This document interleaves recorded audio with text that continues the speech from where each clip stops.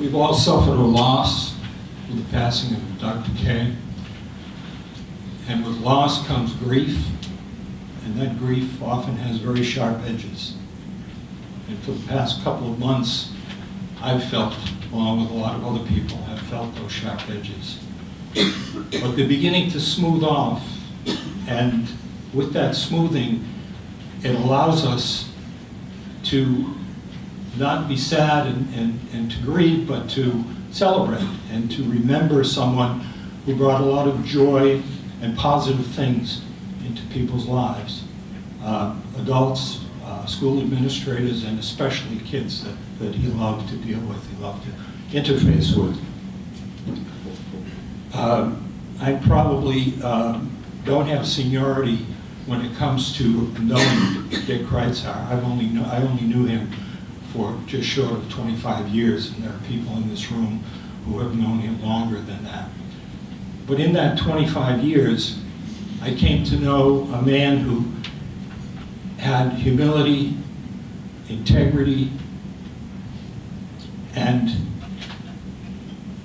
he was just that type of person that had those qualities. And the other one was that I forgot for a second is the loyalty, a very important one.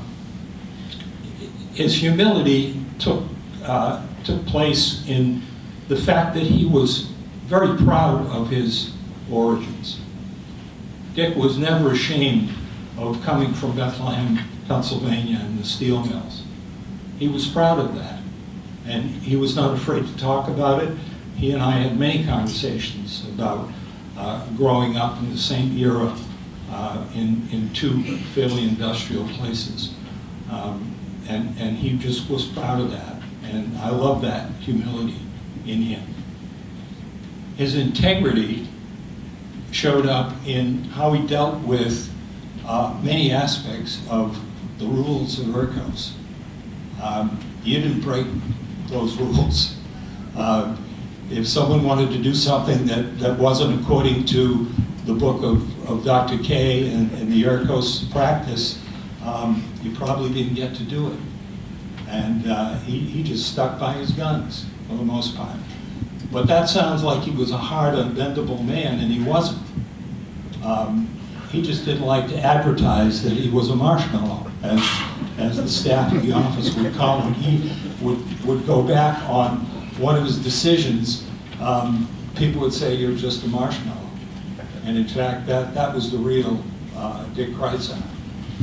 Deep inside. He may have had a gruff exterior at times of dealing with people, but he certainly was a marshmallow. The characteristic that affected me most is Dick's loyalty. And that took the form of how much he charted the last 25 years, almost 25 years, of my wife Beth and I's lives. From our first job in China, which was orchestrated by Dick Kreitzar, to him hiring me to work in the EARCOS office and having enough confidence in me to do that 10 years ago. And then when I decided it was time to retire and we went back to the States for a couple of years, and Dick called me and said, "Would you come back?" And I said, "Of course I'll come back. Even though I'm old and should be retired, we'll come back." So, and I could go on. There are other qualities that he had, but those are the important ones, and I'm sure you all agree with me that those are some of his greatest qualities. I hope that I always remember him for those things. I still see him. I saw him on the plane coming here. I looked across the aisle and I could see him sitting there with his baseball cap pulled down, sound asleep, as he always did on a plane. I see him at my front door on a Saturday morning coming for coffee.